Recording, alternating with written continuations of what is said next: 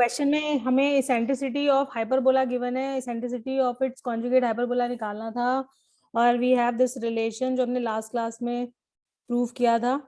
किसी हाइपरबोला की इसेंट्रिसिटी और उसकी कॉन्जुगेट हाइपरबोला की इसेंट्रिसिटी में ये रिलेशन होता है।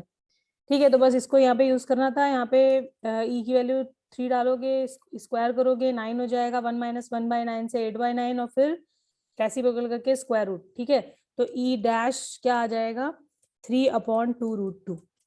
अचिंत्य ओके? Yes ma'am. नेक्स्ट, मानव तुमने कर लिया एक क्वेश्चन, क्या कर रहे हो? अरे बोलो बच्चे। चलो ठीक है, एनीवे ट्राई करो सब, इसे खुद से करना है। ठीक है, जैसा बोलता जा रहा है क्वेश्चन उसके अकॉर्डिंग आगे चलते जाओ, और फॉर्मूले तुम्हें पता होने चाहिए।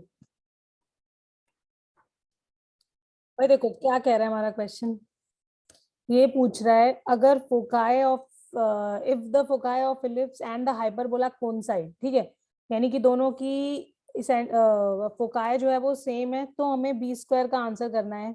बी स्क्वायर कहाँ पर दिखाई पड़ रहा है इलिप्स की इक्वेशन में। ठीक है, तो अब ये हाइपरबोला तो गिवन है, तो इसकी फोकाई निकाल लें, वही फोकाई किसकी हो जाएगी, इलिप्स की हो जाएगी। ठीक है, और ए की वैल्यू हमें इलिप्स के लिए पता ही है, तो हमें इसेंट्रिसिटी भी मिल जाएगी, इसेंट्रिसिटी भी मिल जाएगी, और फिर बी स्क्वायर भी निकल जाएगा। करते हैं भाई, हाइपरबोला के लिए अगर मेरे को रिलेशन लिखना है, पहले तो इसको ठीक से लिख लो। इसको ऐसे लिख सकते हैं, x² / 144/25, क्योंकि देखो ये 25 ऊपर जाएगा और फिर ये नीचे आएगा तो ऐसा दिखाई पड़ेगा। Similarly y² / 81/25 = 1। ठीक है, और अब हमने क्या करना है, रिलेशन यूज कर लेना है, b² = a² e² - 1। ठीक है, तो ये हो जाएगा b² / a² + 1 is e²। ठीक है, बल्कि a² e² डायरेक्ट भी यहां से आ जाएगा,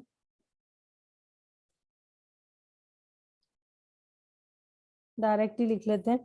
अगर हम a² e² की वैल्यू देखें तो कितनी आ जाएगी, b² + a² के बराबर, और b² a² को हम ऐड कर देंगे तो ये कितना बन जाएगा, ये बन जाएगा 225, 225/25, and that is E15/5 means 3 ± 3, 0 foci of hyperbola.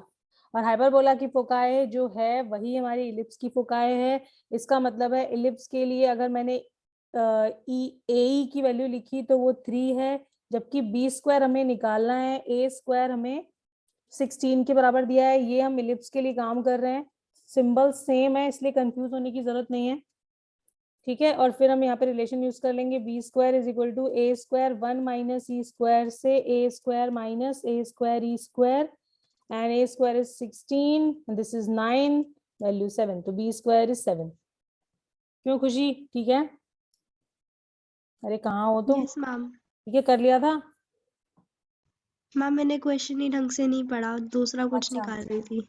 अच्छा अच्छा, ओहो भाई देखो मैं दूसरा लिख देती हूँ, तो डिस्ट्रैक्ट मत हो, अपना जो कर रहे हो उसे करो पहले। ठीक है, एनीवे, तो next question is this.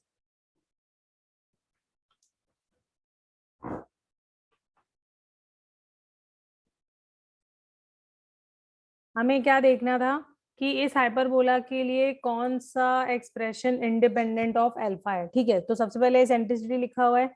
Okay, a² b² हमारे सामने है, तो हम b² = a² e² - 1 relation use करेंगे। ठीक है, तो b² is sin² alpha, a² is cos² alpha, divide कर दो इसको, तो ये आ जाएगा e² - 1 के, ये हो जाएगा tan² अल्फा, इसमें 1 ऐड करोगे तो 1 + tan² अल्फा, ये sec² अल्फा, e² हमारा sec² अल्फा आ गया, दैट मीन्स e आ गया sec alpha plus minus sec alpha.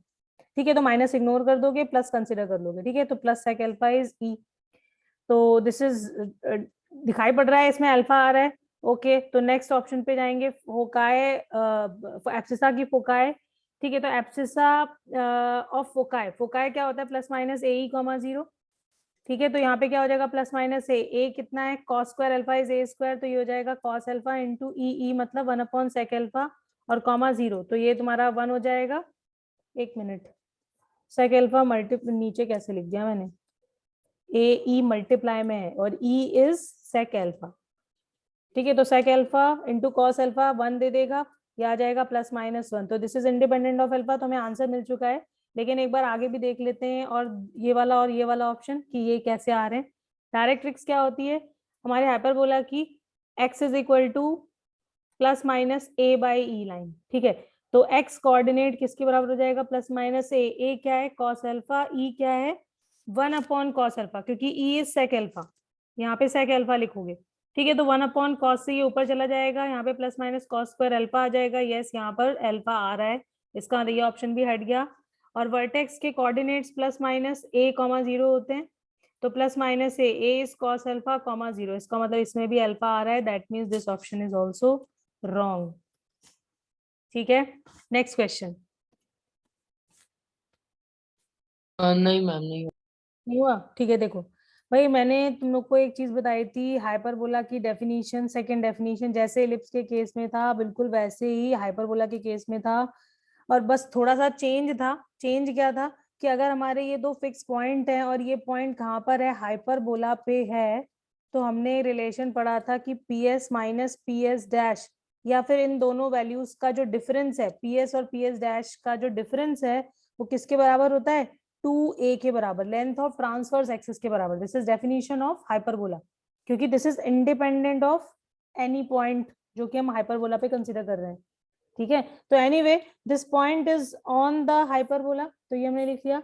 ये दोनों फिक्स पॉइंट्स थे, तो एक हमारा 4,3 है, 1 इज 12,5, ये दोनों फिक्स पॉइंट्स हैं और हमें एसेंट्रिसिटी आंसर करनी है, ठीक है। अब 2ae तो हमेशा ये तुम्हारा एस एस डैश की वैल्यू है ही, तो इसका मतलब हम एस एस डैश निकाल सकते हैं, इन दोनों के बीच का डिस्टेंस क्या आ जाएगा, √5 - 3, तो 2 स्क्वायर करोगे 4, और 12 - 4 तो 8 स्क्वायर, तो 64, तो ये आ गया √68 के बराबर।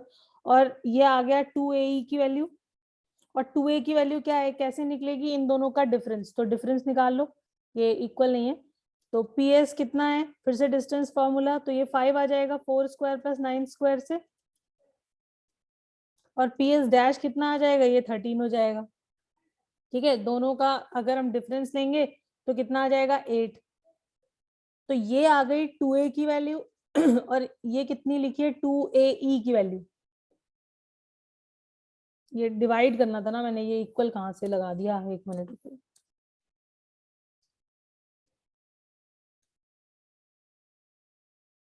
हाँ, तो ये हमारा था ps minus P S dash की वैल्यू, और ये मैंने लिख दिया विच इज 2a, और √68 है 2ae के बराबर, दोनों को डिवाइड कर देंगे, e आ जाएगी which is √68/8।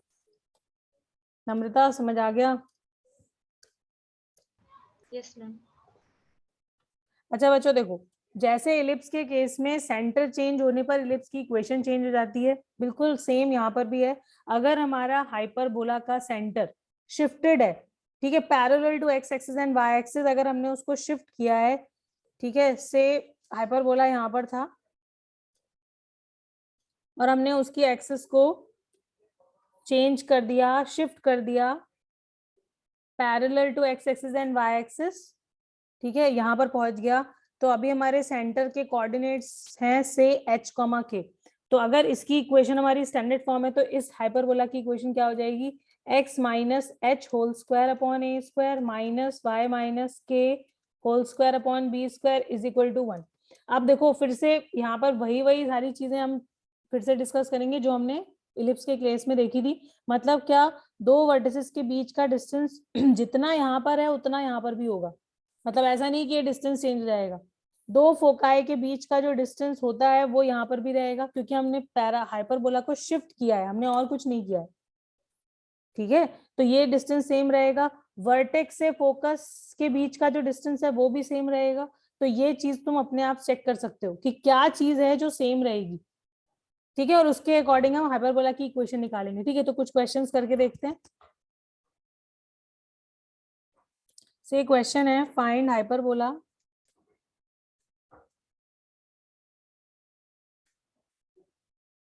whose axes are coordinate axis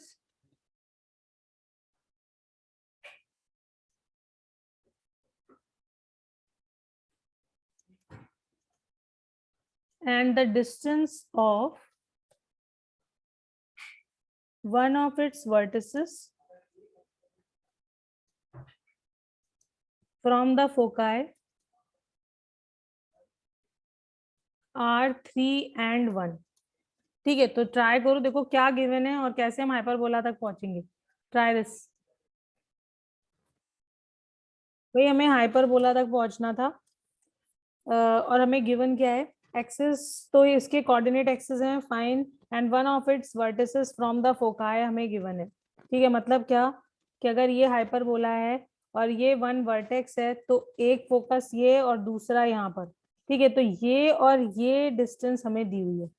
तो एक क्या हो, अब ये डिस्टेंस कैसे निकालोगे, इसको निकालने के लिए हम ओरिजिन से फिर से मेजर करेंगे. कैसे, यहाँ से यहाँ तक की डिस्टेंस में यहाँ से यहाँ तक सब्ट्रैक्ट कर दें. यहाँ से यहाँ तक कितना होता है AE और यहाँ से यहाँ तक कितना है A. ठीक है, और दूसरा यहाँ से यहाँ तक की डिस्टेंस में अगर हम इतना ऐड कर दें, ये कितना था A और ये कितना है AE. ठीक है ना, ओरिजिन से. तो एक हमें क्या मिल गया, AE प्लस A. एक दिया है 1 और एक दिया है 3, तो तुमने अकॉर्डिंगली वैल्यूज दे दी. ठीक है, अब हमें अपना आंसर निकालना है, मतलब हाइपरबोला की इक्वेशन निकालनी है. खुशी तुमने ऐसे ही लिखा था? यस मैम, ऐसे ही लिखा था. ठीक है, तो बस अब देखो एक काम करते हैं, दोनों को डिवाइड कर दो. यहाँ से दो इक्वेशन, दो अननोन है A एंड E, दोनों निकल आएंगे. एक थोड़ा बेटर तरीका देखो कैसे निकलेगा. डिवाइड करोगे तो न्यूमरेटर डिनोमिनेटर दोनों से E कॉमन हो जाएगा, सॉरी A कॉमन हो जाएगा, और राइट साइड में 1/3 ये कट गया. अब हम यहाँ पे CND लगा दें. CND मतलब कंपोनेंडो डिविडेंडो. ठीक है, तो देखो क्या होगा, numerator plus denominator, numerator minus denominator is equal to numerator plus denominator, numerator minus denominator. ठीक है, तो ये 1 कैंसिल, -1, और यहाँ से E माइनस E गायब, 2E अपॉन -2, एंड ये हो जाएगा 4 अपॉन -2, -2 कट गया, E की वैल्यू आ गई 2. ठीक है, E2 आ गया तो किसी भी एक में डाल दो. मान लो हम यहाँ पे डाल देते हैं, E को 2 डालोगे तो ये हो जाएगा 2A minus A is 1, that means A is 1. तो A और E आ गया, तो अब हम B निकाल सकते हैं. B square is equal to A square E square -1 से. A square is 1 and E square क्या हो जाएगा 4 - 1, तो ये आ जाएगा 3. तो B स्क्वायर आ गया 3. Now you have equation of hyperbola, x square upon A square हो जाएगा 1 minus y square upon B square, मतलब 3 is equal to 1. This is our answer. ठीक है, समझ आ गया अक्षत? हाँ मैम. शिवम समझ आ गया? Yes ma'am. Next question. अभी तुम्हें निकालना है hyperbola, equation of hyperbola whose center is 1,0, focus is 6,0, and transverse axis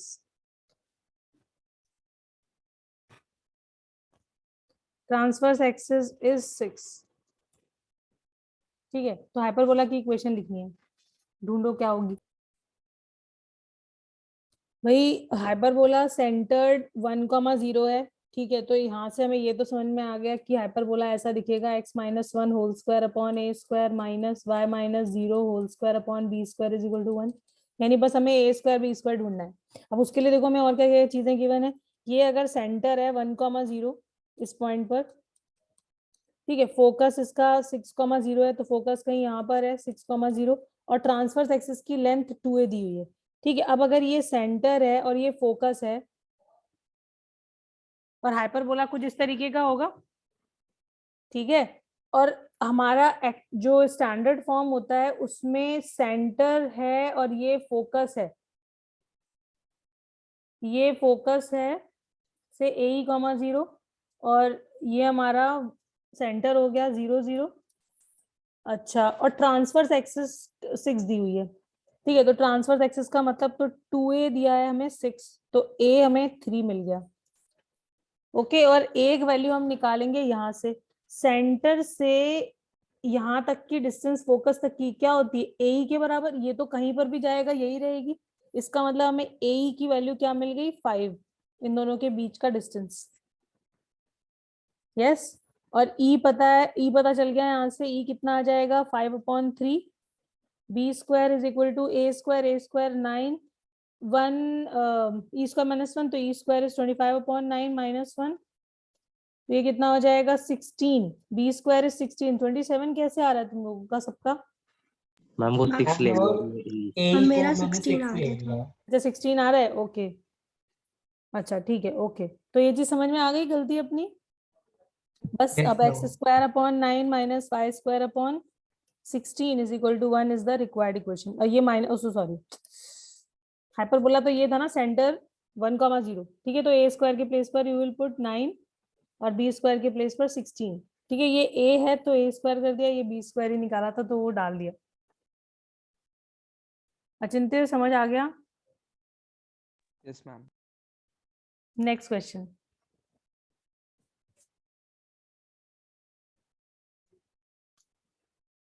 ये देखो, this time our centre is 3,2, इसका मतलब है एलिप्स की, सॉरी, हाइपरबोला की इक्वेशन में x - 3 whole square upon a square - y - 2 whole square upon b square is equal to 1 ऐसे लिख दोगे, ठीक है। अब अगर सेंटर 3,2 पे है, फोकस 5,2 पे है, वर्टेक्स यहाँ पर होगा 4,2 पे, तो क्या चीजें तुम्हें पता है यहाँ से? भाई सेंटर से वर्टेक्स के बीच का डिस्टेंस ये तो सेम ही रहेगा, ये a के बराबर हो जाएगा, तो a की वैल्यू देखो 1 दिखाई पड़ रही है, डिस्टेंस फॉर्मूला लगा के निकाल लो या फिर डायरेक्ट भी लिख सकते हो यहाँ तो, ठीक है। और सेंटर से फोकस तक की डिस्टेंस मतलब a, ये कितनी है 2, तो हो गया हमारा काम, इसमें a डालोगे तो e2 आ गया, a पता चल गया, e पता चल गया, तो b स्क्वायर आ गया, बी स्क्वायर कितना होता है ए स्क्वायर ई स्क्वायर -1, तो ए स्क्वायर ई स्क्वायर करोगे तो 4 आ जाएगा, माइनस ए स्क्वायर मतलब 1, तो बी स्क्वायर कितना आ गया 3 आ गया, तो बस यहाँ पर ए स्क्वायर की वैल्यू डाल दी 1, बी स्क्वायर की वैल्यू डाल दी 3 एंड यू आर डन।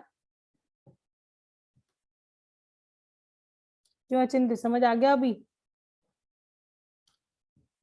बस जो क्वेश्चन कह रहा है बस वही करते जाओ, तुम्हें तुम्हारे दिमाग में पिक्चर क्लियर होना चाहिए कि हाइपरबोला में कौन सी चीज कहाँ पर होती है, ठीक है। और अगर हम सेंटर शिफ्ट करेंगे पैरेलल टू एक्स एक्सिस और वाई एक्सिस, ठीक है, तो उससे किस चीज पे फर्क पड़ेगा, किस चीज पे फर्क नहीं पड़ेगा, ओके।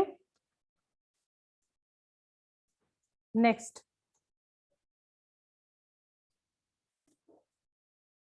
भाई हमारा ये हाइपरबोला है, ये इसका एक ब्रांच बना लिया मैंने, LR subtends a right angle at the centre of hyperbola, ठीक है, तो ये हमने LR बना ली इसकी लेटरस रेक्टम, और ये सेंटर पर 90 डिग्री सबटेंड कर रहा है, यानी ये एंगल 90 डिग्री है, ओके। और हमें एसेंट्रिसिटी आंसर करनी है, फाइन। तो LR का ये कोऑर्डिनेट क्या होता है, 1 वर्टेक्स, ये हो जाएगा AE, B square upon A के बराबर, ठीक है। अब जरा ध्यान से देखो बच्चों, क्या ये दोनों ट्राइंगल्स जो तुम्हें दिख रहे हैं, क्या ये कॉन्ग्रुएंट हैं?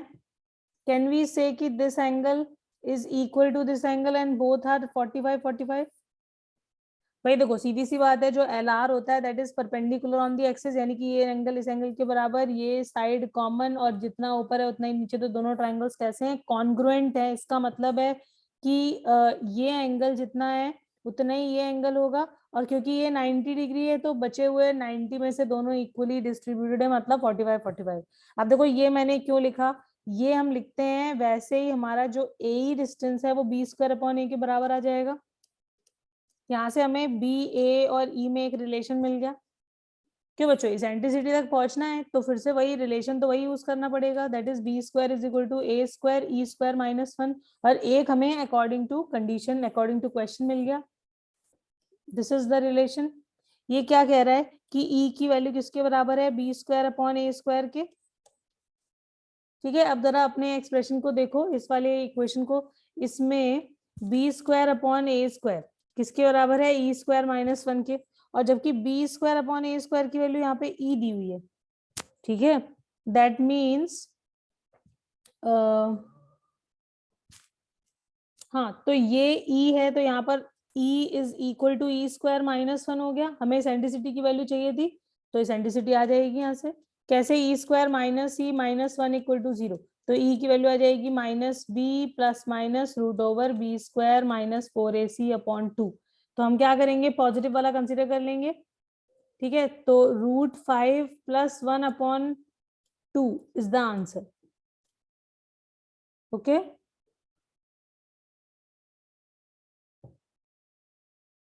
समझ आ गया? खुशी? Okay, yes ma'am. ठीक है। तो बेसिकली इसेंट्रिसिटी की हर बार वैल्यू निकलती है और तुमने बस एक रिलेशन में नहीं, इसका एक ही आंसर आ रहा है, दो कैसे हो सकती है? एक फिक्स, अगर तुम्हारा हाइपरबोला एक पर्टिकुलर है तो उसकी इसेंट्रिसिटी तो एक ही होगी ना। प्लस माइनस में जो है वो माइनस वाला इग्नोर कर दोगे बिकॉज वहां से तो वैल्यू नेगेटिव हो जाएगी। 1 minus root 5 upon 2 is a negative value, है ना? Okay ma'am. ठीक है, तो नेक्स्ट।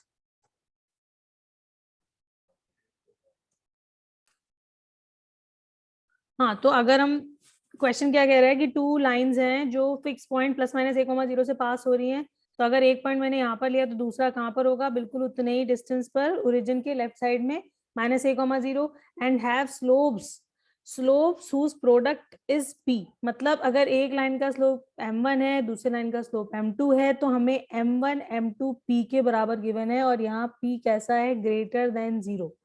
अगर ऐसा है तो show that locus of points of intersection of the lines is a hyperbola that you have to show. अब देखो इसका मीनिंग क्या है? इसका मीनिंग यही तो है कि अगर मान लो मैंने दो लाइंस ड्रॉ करी with slope m1 and m2 की, जिनका स्लोप्स का प्रोडक्ट क्या दिया है?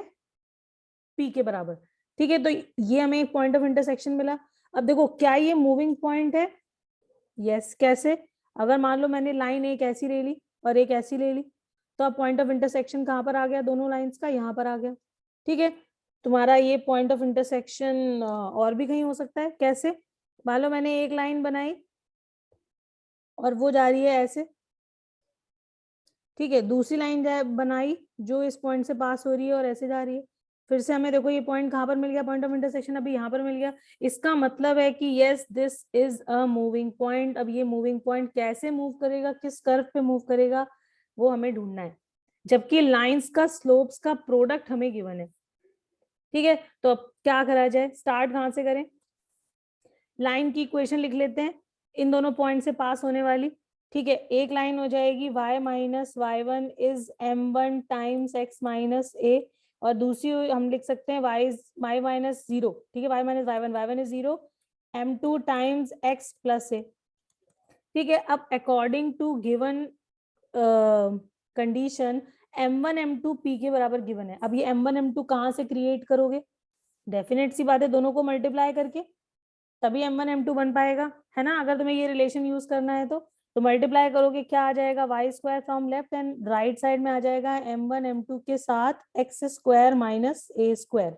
अच्छा एक चीज और देखो, ये पॉइंट ऑफ इंटरसेक्शन हमने मान लो x1 y1 कंसीडर किया था, तो ये दोनों लाइन x1 y1 पॉइंट से पास हो रही थी, ये x1 y1 था। अब ये x1 y1 यहाँ पर भी आ गया, ठीक है। हमने m1 m2 की वैल्यू p यूज कर ली और y1 x1 को xy से रिप्लेस कर दिया to get the equation of locus. तो y square is equal to p times x square minus a square आ गया, and this is the equation of hyperbola. है या नहीं है बच्चों? भाई इसको ऐसे लिख दो, y square upon p is equal to x square minus a square, या फिर x square minus y square upon p is equal to a square. Yes, तो ये क्या लिखा हुआ है? Equation of hyperbola. तो यस, ये जो इस तरह की लाइंस हैं वो क्या फॉर्म करेंगी? हाइपरबोला फॉर्म करेंगी, ठीक है। अच्छा बच्चों देखो यहाँ पर एक बहुत ध्यान देने वाली बात है, p की वैल्यू को ग्रेटर देन 0 बोला है।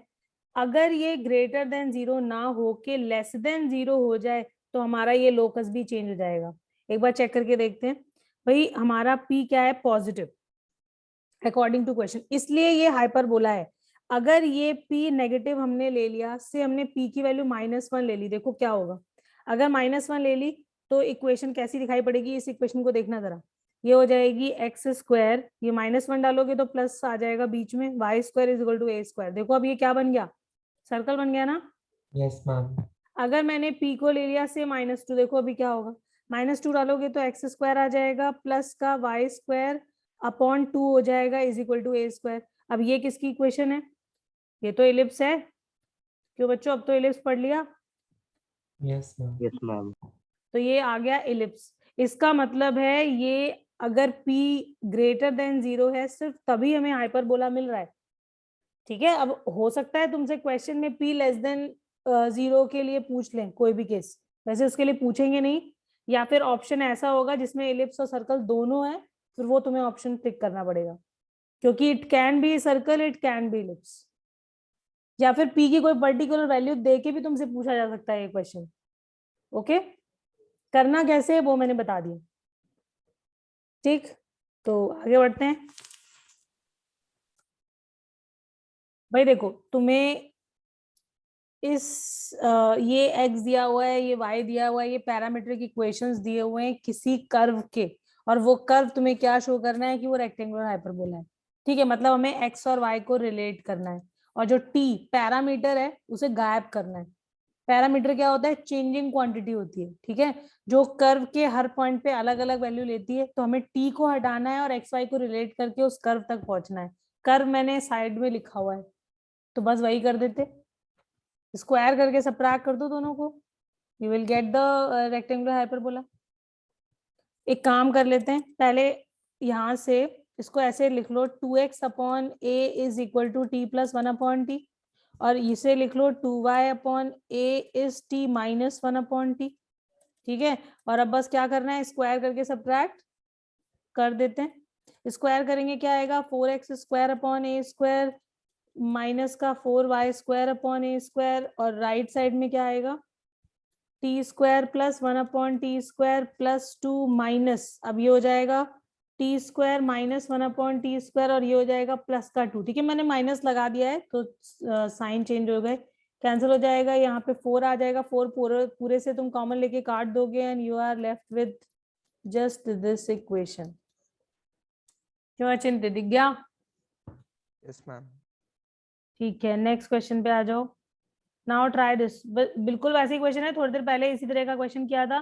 जो कह रहा है वो करो और फॉर्मूला का ध्यान रखना और हो जाएगा। ठीक है, तो ट्राई वो कर लेना। क्वेश्चन ये कह रहा था, eccentricity of hyperbola be reciprocal to that of the ellipse. Ellipse हमारा ये लिखा हुआ है, इसकी इसेंट्रिसिटी निकालोगे, रेसिप्रोकल कर दोगे तो हाइपरबोला क्या आ जाएगी। इसका मतलब हमें हाइपरबोला के लिए ए की वैल्यू मिल गई। ठीक है, आगे क्या बोल रहा है, if the hyperbola passes through a focus of the ellipse. इसका मतलब क्या हुआ कि अगर ये एलिप्स है और ये इसका फोकस है, तो हाइपरबोला ऐसे पास हो रहा होगा।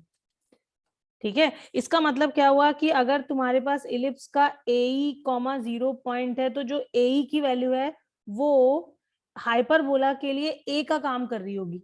यस और नो? भाई हाइपरबोला का जो वर्टेक्स है वो किसके बराबर होगा, प्लस माइनस a कॉमा 0 होता है ना। अब देखो यहाँ पे a से कंफ्यूज मत हो, मतलब ए की वैल्यू ये इलिप्स के लिए लिखी हुई है, और हाइपरबोला के लिए जो ये ए है वो इलिप्स का जो ए है वो हाइपरबोला का ए डैश हो जाएगा, अगर मैंने हाइपरबोला के वर्टेक्स लिख लिए plus minus a dash comma 0।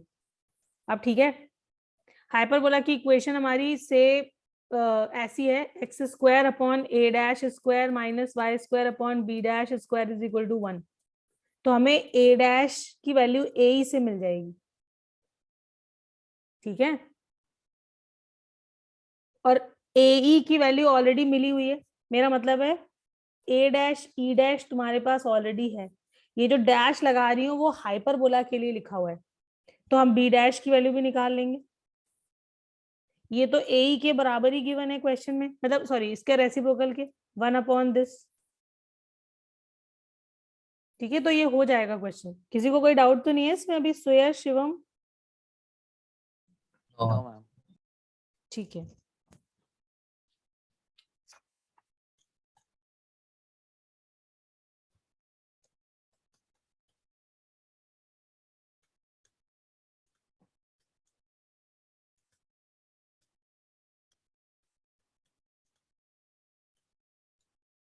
भाई देखो हमने जैसे पैराबोला के लिए, इलिप्स के लिए, सर्कल के लिए पैरामेट्रिक फॉर्म डिस्कस किया था, वैसे ही हाइपरबोला के लिए भी पैरामेट्रिक फॉर्म डिस्कस करेंगे। अब जैसे इलिप्स के केस में जब हमने पैरामीट्रिक फॉर्म लिखा था, सबको याद है, हमने ऑक्सिलरी सर्कल डिफाइन किया था सबसे पहले, ठीक है, क्योंकि हमें इसेंट्रिक एंगल चाहिए और वो एंगल कहाँ से आ रहा था, वो आ रहा था ऑक्सिलरी सर्कल से, ठीक है। ये ऑक्सिलरी सर्कल की जरूरत हमें हाइपरबोला के केस में भी पड़ेगी, ठीक है। देखो जरा एक बार कैसे, x square upon a square minus y square upon b square is equal to 1, ये इक्वेशन ऑफ हाइपरबोला है, ये हमने हाइपरबोला बना लिया, ठीक है। अब हमने ट्रांसवर्स एक्सिस, हमारी जो मेजर एक्सिस है यहाँ पर क्या है, ट्रांसवर्स एक्सिस, और ट्रांसवर्स एक्सिस की लेंथ कितनी है, 2a के बराबर।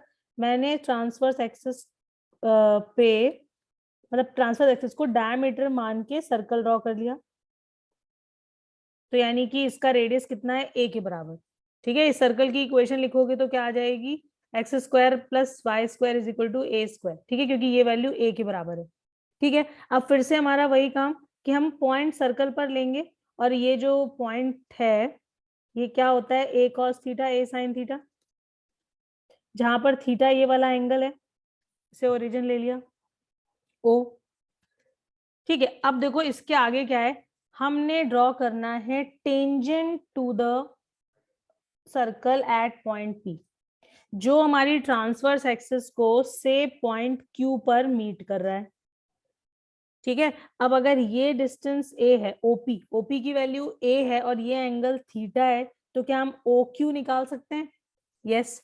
अब क्योंकि ये एंगल 90 डिग्री है, क्योंकि टेंजेंट और रेडियस के बीच का एंगल है, तो ट्रायंगल OPQ में अगर मैंने cos थीटा लिया तो क्या आ जाएगा, ये आ जाएगा a बाय OQ, तो OQ की वैल्यू कितनी आ जाएगी, a upon cos theta, that means a sec theta के बराबर, ठीक है। अब जरा ध्यान से देखना, मैंने क्या किया आगे, Q से परपेंडिकुलर ड्रॉ किया, Q से परपेंडिकुलर ड्रॉ किया, जो हमारे हाइपरबोला को से पॉइंट Q डैश पे मीट कर रहा है, ठीक है। और ये जो Q डैश है, this is basically any point on the hyperbola, और जरा ध्यान से देखो जो Q डैश का x कोऑर्डिनेट होगा वो OQ के बराबर ही तो होगा, और OQ कितना निकाला था हमने, a sec थीटा, इसका मतलब है हमें x coordinate of Q dash which is a point on the hyperbola वो मिल गया, ठीक है। और अब हमें इसका y कोऑर्डिनेट नहीं पता, y कोऑर्डिनेट ढूंढ लेंगे कैसे, हाइपरबोला की इक्वेशन से। अब इसमें x कोऑर्डिनेट डालो तो एक्स स्क्वायर की जगह हमने डाल दिया a square sec square theta upon a square minus y square upon b square is equal to 1, तो a स्क्वायर गायब, ये आ जाएगा sec square theta minus 1 is y square upon b square, ये हो जाएगा tan square theta is y square upon b square, तो y की वैल्यू कितनी आ जाएगी, b टेन थीटा के बराबर, ठीक है। तो बेसिकली हमारे पास x कोऑर्डिनेट अगर a sec थीटा था तो y कोऑर्डिनेट क्या आ गया, b tan theta, and these are parametric equations for hyperbola, ठीक है। x coordinate is a sec theta and y coordinate is b tan theta, theta क्या है यहाँ पर, इसेंट्रिक एंगल, और ये एंगल कहाँ से आया है वो हमें यहाँ से दिखाई पड़ रहा है कि हमने यहाँ पे पहले ऑक्सिलरी सर्कल लिया, ट्रांसवर्स एक्सिस को डायमीटर मान के सर्कल बनाया, ठीक है। फिर उस सर्कल पे कोई पॉइंट लिया, उस पॉइंट से हमने एक टेंजेंट ड्रॉ करी जो ट्रांसवर्स एक्सिस को Q पॉइंट पे मीट कर रही है। अब इस पॉइंट से पास होता हुआ जो परपेंडिकुलर है ये हाइपरबोला को Q डैश पे मीट करता है, तो Q डैश का x कोऑर्डिनेट मिला और फिर हमने y कोऑर्डिनेट निकाल लिया। तो these are parametric equations for hyperbola. Okay, सबको क्लियर है? Yes, ma'am. Yes ma'am. ठीक है, आगे बढ़ते हैं।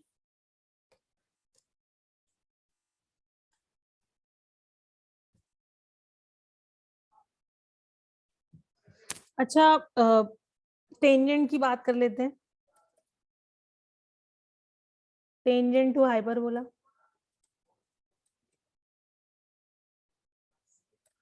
भाई फिर से, अगर hyperbola x square upon a square minus y square upon b square is equal to 1 है, और हमें लिखना है टेंजेंट एट x1 y1, ठीक है। तो इक्वेशन क्या आ जाएगी टेंजेंट की, x x1 upon a square minus y y1 upon b square is equal to 1। बच्चों अब इसे प्रूव करूं या तुम लोग खुद से कर सकते हो? मैम कर सकते हैं। कर सकते हो ना भाई, हमने पॉइंट और स्लोप ढूंढना है। पॉइंट हमारे पास ऑलरेडी है और स्लोप हम कहाँ से निकालेंगे? डिफरेंशिएशन से। हमें dy बाई dx की वैल्यू एट x1 y1 ढूंढनी है और फिर लाइन की इक्वेशन यूज करके we will write equation of tangent, और वो इस फॉर्म में आ जाएगी। और this is nothing but t equal to 0 form. Replacement method से हमें तब मतलब रिप्लेसमेंट मेथड से भी हम ये डायरेक्ट लिख सकते हैं, ठीक है, लेकिन तरीका पता होना चाहिए, और वो तरीका तुम लोगों को पता है, अब हमने बहुत बार लिख लिया, ठीक है। तो अब मैं इसके लिए लिख नहीं रही, अब ये तुम अपने आप लिखना, ठीक है। तो ये हो गया हमारा tangent at point x1 y1 which lies on the hyperbola, ठीक है। अब हम दूसरा टेंजेंट लिख लेते हैं। Tangent at parametric coordinate which is a sec theta b tan theta, ठीक है। तो क्या हो जाएगा टेंजेंट की इक्वेशन? x1 और y1 के प्लेस पर हमें क्या डालना है? a sec theta b tan theta. तो इक्वेशन कैसी दिखाई पड़ेगी? x sec theta upon a के कैंसिल हो जाएगा, y tan theta upon b is equal to 1। Tangent at parametric coordinate, ठीक है, a sec theta b tan theta, okay. अब एक और टेंजेंट लिखनी होती है हमें, कौन सी? Tangent in terms of slope, ठीक है। तो वो लिख लेते हैं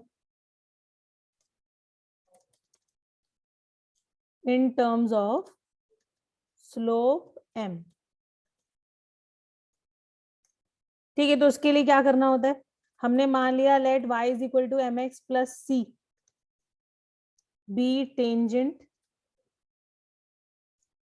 to hyperbola x square upon a square minus y square upon b square is equal to 1, ठीक है। और उसके बाद हमें क्या करना होता है?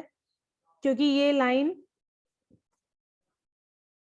क्या करते थे, बताओ बताओ, किसी को याद है? अगर हमें देखो, हमें यहाँ पर स्लोप गिवन है, हमने ये लाइन टेंजेंट कंसीडर कर ली, तो ये जो c है ना, बस हमें ये ढूंढना है। अगर हम ये ढूंढ लेंगे तो हमारे पास स्लोप के टर्म्स में टेंजेंट लाइन आ जाएगी मैम ऊपर वाली इक्वेशन से कंपेयर करके। बिल्कुल सही है, ठीक है। तो y is equal to m x plus c हमने टेंजेंट लाइन मान ली, ठीक है। जबकि हमें क्या पता है? हमें पता है x sec theta upon a minus y tan theta upon b is equal to 1। This line is always tangent to the hyperbola. अगर ये ऑलवेज टेंजेंट है और एक टेंजेंट हमने कंसीडर करी है, तो दोनों सेम चीज को रिप्रेजेंट करेंगी,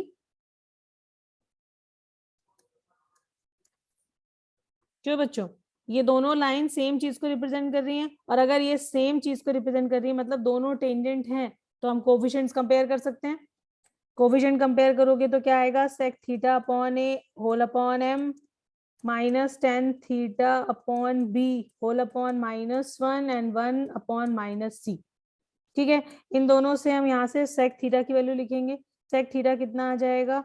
ये आ जाएगा am upon c with minus sign, ठीक है। इन दोनों को एक साथ करोगे तो यहाँ से tan थीटा आ जाएगा। क्या आ जाएगा? माइनस माइनस यहाँ से तो कट ही गया, ये आ जाएगा b बाई सी। अब क्या करें? sec और tan है तो स्क्वायर करके subtract, sec square minus tan square is 1, तो यहाँ से आ जाएगा a square m square upon c square minus b square upon c square is equal to 1। हमें मिल गया a square m square minus b square is equal to c square के बराबर। तो c की वैल्यू क्या आ गई? Plus minus root over a square m square minus b square, ठीक है। और इसको क्या बोलेंगे? Condition of tangency. जैसे एलिप्स के केस में था वैसे ही हाइपरबोला के केस में। एलिप्स के केस में कंडीशन ऑफ टेंजेंसी क्या थी? सी स्क्वायर की value a square m square plus b square के बराबर होती है, जबकि हाइपरबोला के केस में बस ये माइनस आ जाएगा प्लस के प्लेस पर, ठीक है। तो अब हम यहाँ से क्या कह देंगे? y is equal to m x plus minus c के प्लेस पर root over a square m square minus b square b equation of tangent in terms of slope, ठीक है। Yes ma'am. तो ये आ गया हमारे पास tangent in terms of slope. अच्छा देखो बच्चों, अब एक प्रॉब्लम है इस इक्वेशन में। क्या प्रॉब्लम है? ये रूट के अंदर वाली जो वैल्यू है वो थोड़ी ऐसी है कि हर बार वैलिड नहीं है। व्हाट आई मीन इज कि जो a square m square minus b square लिखा है, क्या ये हमेशा पॉजिटिव हो सकता है? भाई वो तो डिपेंड करेगा ना कि ये वैल्यू बड़ी है या फिर ये वैल्यू बड़ी है कि नहीं। इसका मतलब है कि हमें यहाँ पर इस चीज का ध्यान रखना पड़ेगा कि कौन सी, अगर a square m square b square से बिगर है सिर्फ तभी हम टेंजेंट ड्रॉ कर सकते हैं, अदरवाइज तो रूट के अंदर नेगेटिव वैल्यू आ जाएगी which is not possible, which is not defined in real numbers. क्यों बच्चों, होगा ऐसा? तो देखो हम ये कह सकते हैं कि we will have equation of tangents of slope m if a square m square minus b square कैसा होना चाहिए, ग्रेटर देन और इक्वल टू 0। दैट मीन्स यहां से आ जाएगा m square greater than equal to b square upon a square, या फिर हम इसको ऐसे लिख सकते हैं कि m की value greater than equal to b by a होनी चाहिए और m इज लेस देन और equal to minus b by a. ठीक है, इनइक्वालिटी का सोल्यूशन, दो रूट्स हैं तो बड़े से बड़ा छोटे से छोटा वैसे करके लिखा हुआ है। ठीक है, तो इसका मतलब है स्लोप m क्या होना चाहिए, b बाय ए से या तो बड़ा होना चाहिए या तो माइनस बी अपॉन ए से छोटा होना चाहिए, सिर्फ तभी तुम टेंजेंट लाइन लिख सकते हो। अब देखो इसका क्या मीनिंग है, सपोज हमारे पास हाइपरबोला है x square upon 9 minus y square upon 3 is equal to 1। ठीक है, और हमें क्या लिखना है, हमें लिखना है टेंजेंट रुको इसका नहीं, इसको चेंज कर दो। हाँ, तो हमारे पास इसको 3 इसको 9 कर दो। ठीक है, x square upon 9 minus y square upon x square upon 3 minus y square upon 9 is equal to 1। ये हाइपरबोला दिया हुआ है और हमें लिखना है टेंजेंट हैविंग स्लोप 2।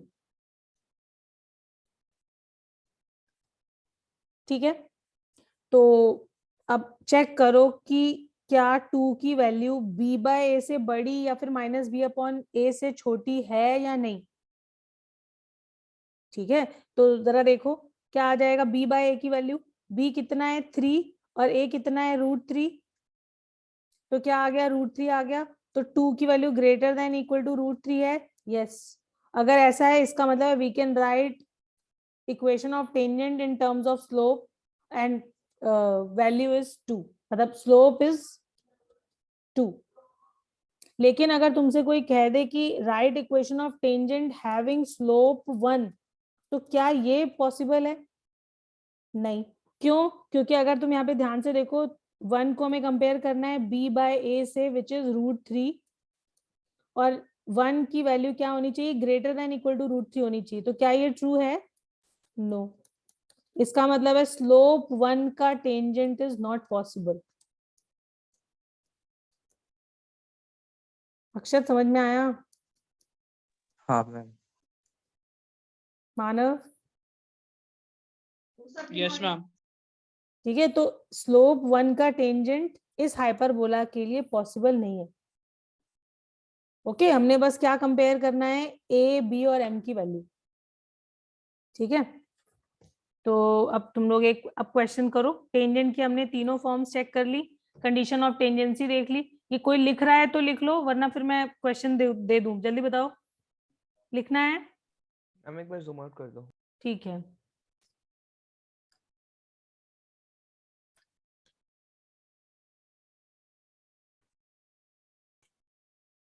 भाई देखो सबसे जो ये पहला वाला क्वेश्चन में, इसमें क्या करना था, हमें टेंजेंट टू द हाइपरबोला लिखना है फॉर दिस पॉइंट। ठीक है, and this point lies on the hyperbola.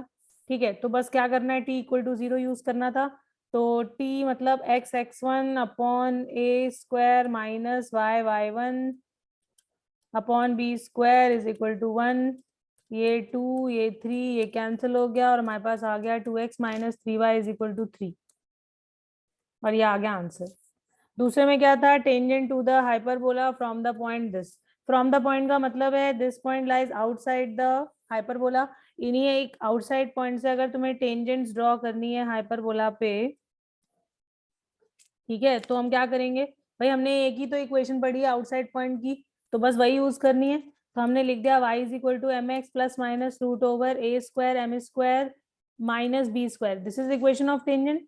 अब ए स्क्वायर बी स्क्वायर पहले तो डाल देते हैं, तो y is equal to m x plus minus root over a square is 9 m square minus 4। ये इक्वेशन ऑफ टेंजेंट हो गई। अब ये किस पॉइंट से पास हो रही है? 1,2 से, तो पास करा दो। तो यहाँ पर आ जाएगा 2, यहाँ पर आ जाएगा 1, तो यानी कि m बचेगा plus minus root over 9 m square minus 1 minus 4।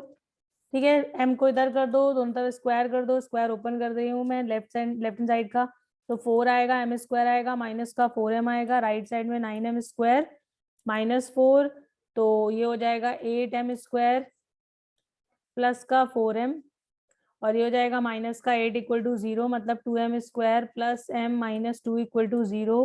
m की वैल्यू क्या आ जाएगी? Plus minus root over b square minus 4 into a into c upon 2a, minus b भी तो है, minus b plus minus root over b square minus 4 into a into c upon 2a, मतलब 2 into 2। तो ये कितना आ जाएगा? -1 plus minus ये 4, तो 16 प्लस 1 17, तो रूट 17 हो गया, अपॉन में हो गया 4। ठीक है, तो m की दो वैल्यूज आ रही हैं, तो इसका मतलब है 2 टेंजेंट लाइन आएंगी, और होगा भी ऐसा क्योंकि एक अगर पॉइंट आउटसाइड द कर्व है तो we can draw 2 tangents from that point. ठीक है, तो बस लाइन लिख दो, टेंजेंट लाइन यहां से y is equal to m मतलब -1 प्लस माइनस रूट 17 अपॉन 4, और ये हो जाएगा प्लस माइनस। अच्छा, एक चीज और बच्चों, देखो ये 2 लाइंस हैं, लेकिन जब भी हम लाइन कंसीडर करेंगे तो हम सिर्फ ये वाली एक ही लाइन लिखेंगे। ठीक है, अगर यहाँ पर और ज्यादा लाइंस आनी होंगी तो वो अपने आप आ जाएंगी, तुम एक लाइन लेके अपना काम करो। ठीक है, तो हमने एक लाइन ही लिखनी है, और यहाँ पे प्लस माइनस साइन से हमें क्या मिल रहा है? m की 2 वैल्यूज अपने आप मिल रही हैं। ठीक है, मतलब 2 tangent line, root over a square m square की वैल्यू फिर से यहाँ से डालोगे,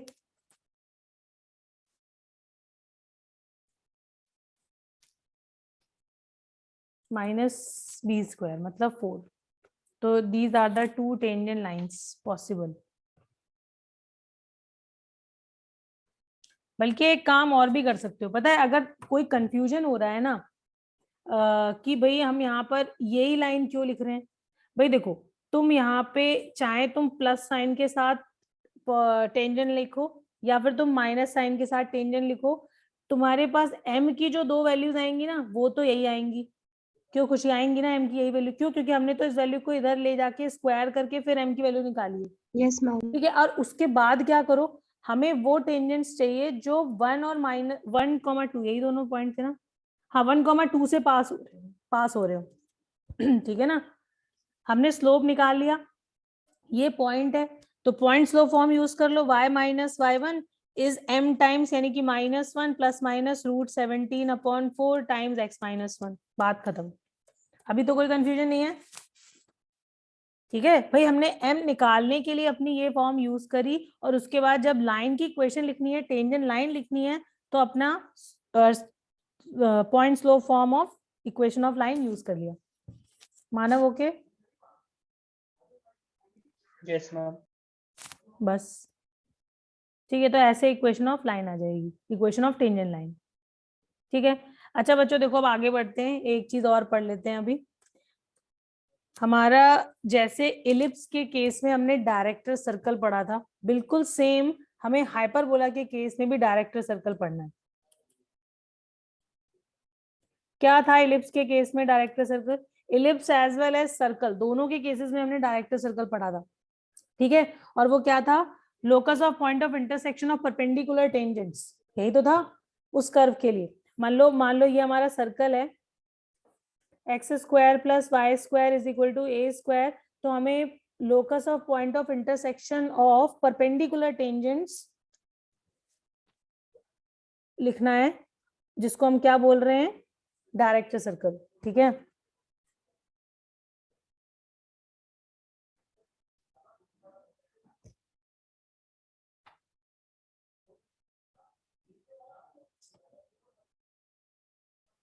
तो हमने से ये वाला पॉइंट लिया जहां से हमने परपेंडिकुलर टेंजेंट्स ड्रॉ करी, फिर हमारा पॉइंट यहाँ पर आ गया, यहाँ से we can draw perpendicular tangents, फिर यहाँ पर आ गया।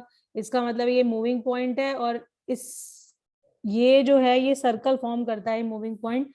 हमने प्रूफ भी करा था, और सर्कल की इक्वेशन क्या आई थी, x square plus y square is equal to 2a²।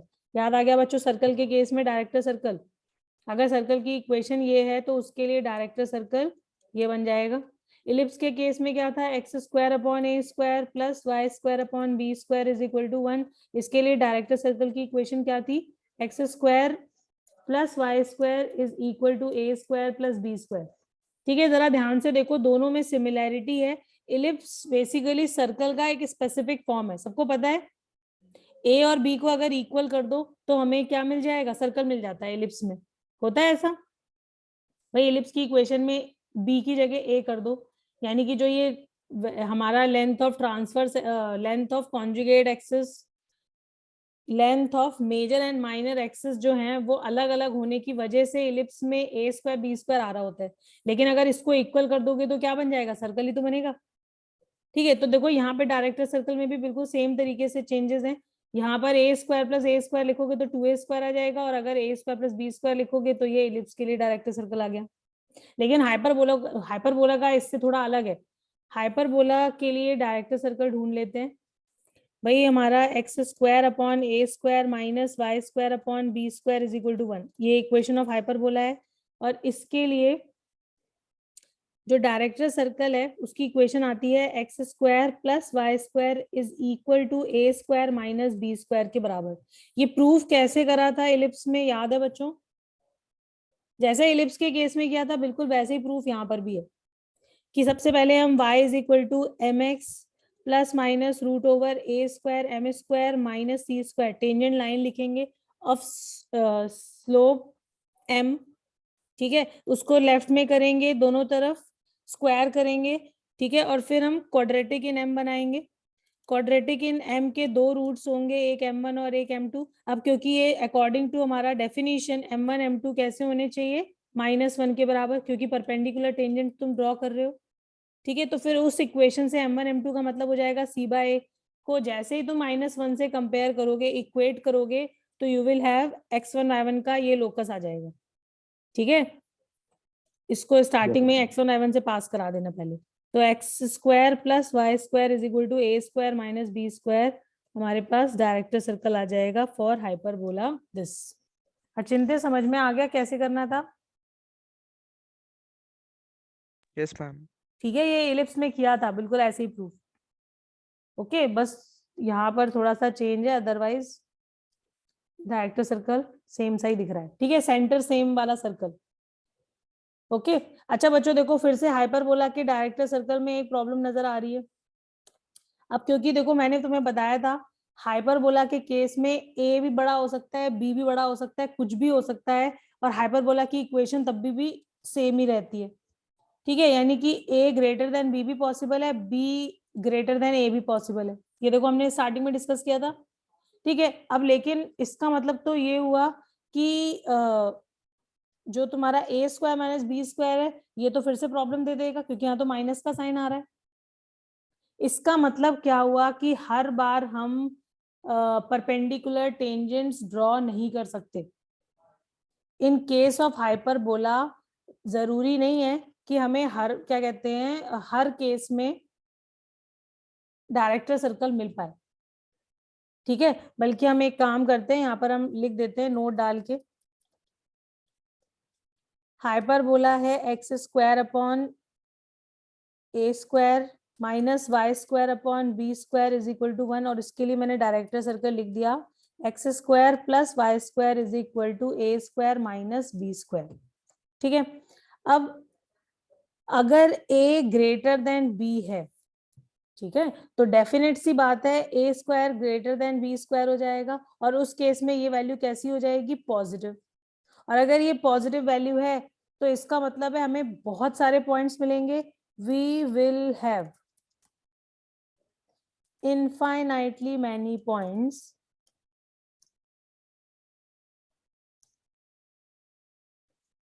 from where we can draw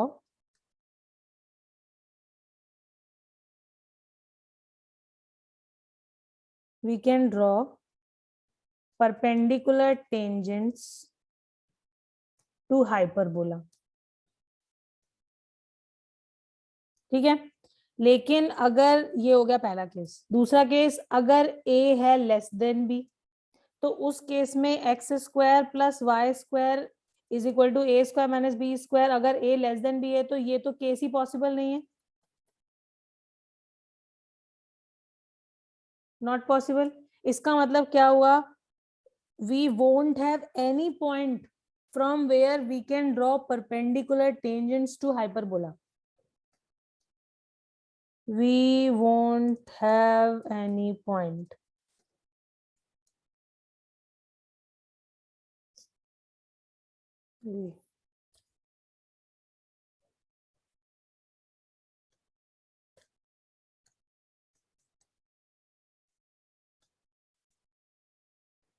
ठीक है, और अगर a इक्वल टू b है, ये भी तो हो सकता है a इक्वल टू b हो.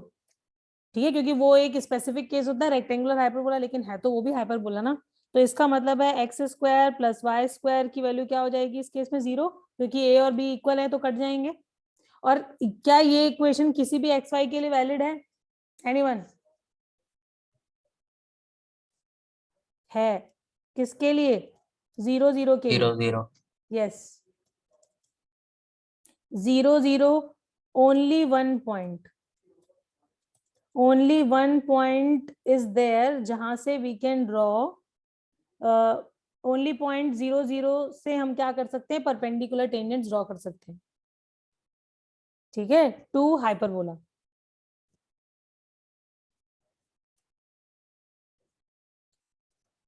देखो बच्चों, मैं यहाँ पर वो बना के लिख देती हूँ एक बार. भाई एक तरफ लिख लो इक्वेशन ऑफ हाइपरबोला, क्योंकि अभी तो ये समझ में आ रहा है लेकिन बाद में नहीं समझ में आएगा, इसलिए लिख देते हैं. ये इक्वेशन ऑफ हाइपरबोला है यहाँ पर, और यहाँ पर है से number of points from where we can draw perpendicular tangents. ठीक है, अगर हाइपरबोला है x square upon 9 minus y square upon 4 is equal to 1, तो we will have infinitely many points. ठीक है, अगर हमारा हाइपरबोला है x square minus y square is equal to 4, ये कब होगा? रेक्टेंगुलर हाइपरबोला के केस में. क्यों बच्चों? ए और बी इक्वल. ये कौन सा केस है? ए ग्रेटर देन बी वाला. ये कौन सा केस है? ए इज इक्वल टू बी वाला. ठीक है, तो समझ गए ना भाई. यहाँ पर हाइपरबोला का जो डायरेक्ट सर्कल है उसकी इक्वेशन क्या हो जाएगी? X square plus y square is 9 minus 4. ठीक है, यहाँ पे क्या हो जाएगी? X square plus y square is equal to 0. क्यों अचिंत्य होगी ऐसी? Yes, ma'am. और अगर हमारा हाइपरबोला है जहां पर a लेस देन b है, मतलब ये वाला केस, ठीक है, a लेस देन b वाला केस, तो यहाँ पे हमें नो पॉइंट मिलेगा. ठीक है, 0 पॉइंट, यहाँ पर 1 पॉइंट. अभी समझ में आ रहा है कि क्या लिखा है? ओके, नम्रता समझ आ गया? समझ आ रहा है क्या क्या लिखने की कोशिश करिए. Yes ma'am. और इसके लिए रेक्टेंगुलर हाइपरबोला की इक्वेशन जो होगी दैट इज नॉट पॉसिबल. यहाँ पे लिख रही हूँ. इसके लिए director circle is not possible. ठीक है, तो ये मैंने हाइपरबोला लिखा है, ये उसके लिए डायरेक्टर सर्कल लिखा है, ये हाइपरबोला लिखा है, ये उसके लिए डायरेक्टर सर्कल लिखा है, और इस केस में हाइपरबोला ये है जबकि director circle is not possible. और ये मैंने पॉइंट्स लिखे हैं कि कितने पॉइंट्स हमें ऐसे मिलेंगे प्लेन में जहां से हम इस पर्टिकुलर हाइपरबोला पे परपेंडिकुलर टेंजेंट्स ड्रॉ कर सकते हैं. ठीक है, तो पहले वाला केस तो जैसा होता है वैसे ही है, इनफाइनाइटली मैनी पॉइंट्स मिलेंगे. भाई तुम ऐसे सोचो ना, ये चीज समझ में आती है ना कि भाई अगर मान लो ये इलिप्स है और हमें ये डायरेक्टर सर्कल मिला, तो इसका मतलब क्या है? We have infinitely many points, क्योंकि सर्कल पर कितने पॉइंट्स हैं? इनफाइनाइटली मैनी पॉइंट्स हैं. यानी कि इलिप्स के लिए हमें इनफाइनाइटली मैनी पॉइंट्स मिलेंगे, और वो तो हर बार होगा जहां से we can draw perpendicular tangents. Khushi okay, ये चीज क्लियर है? Yes ma'am. ठीक है, तो वही हाइपरबोला के केस में. in this one. In this case, हमें we are having infinitely many points. तो ऐसा नहीं कि मैंने यहाँ पे कुछ अलग लिख दिया, पहला वाला केस वैसे ही है जैसा हमने इलिप्स के केस में पढ़ा था, ठीक है। जबकि इसके केस में क्या हो रहा है, सिर्फ एक ही पॉइंट मिलेगा, क्योंकि रेक्टेंगुलर हाइपरबोला की इक्वेशन क्या हो जाएगी, ऐसी हो जाएगी, a square minus b square में a और b इक्वल होने की वजह से वो 0 हो गए, ठीक है। अभिनव समझ आ गया है? Yes, ma'am. ओके अच्छा बच्चों देखो, अब हमारा इसमें जो टॉपिक बचा है वो एक तो रेक्टेंगुलर हाइपरबोला है, एसिम्प्टोट्स वाला पार्ट है, तो ये दोनों चीजें हमें करनी है, बाकी हाइपरबोला खत्म है। रेक्टेंगुलर हाइपरबोला एंड एसिम्प्टोट्स, ठीक है, तो वो हमें करना है। और बाकी कुछ और क्वेश्चंस जो बेस्ड होंगे सीओसी पर, कॉर्ड ऑफ कॉन्टैक्ट या equation of chord whose mid point is given, तो वो हम नेक्स्ट क्लास में करेंगे। अच्छा अब तुम्हारा होमवर्क क्या है, एक तो क्लास रिवाइज करोगे, क्लास रिवाइज होनी चाहिए, और प्लस तुम्हें वर्कशीट 2 ऑफ इलिप्स कंप्लीट करनी है नेक्स्ट क्लास तक, एंड वर्कशीट 1 ऑफ हाइपरबोला, ठीक है। इतना काम करके मेरे को नेक्स्ट क्लास में मिलना, पहले हम ये वर्कशीट के डाउट्स देखेंगे और उसके बाद हम टॉपिक पे आएंगे, ठीक है। अगर यही चलते रहेंगे तो यही चला लेना, ठीक है, मतलब क्वेश्चन सारे पूछ लेना जिसको जिसमें डाउट हो, तो सबको करके आना मस्ट है, ठीक है। Okay ma'am. Okay bye bye. Bye ma'am.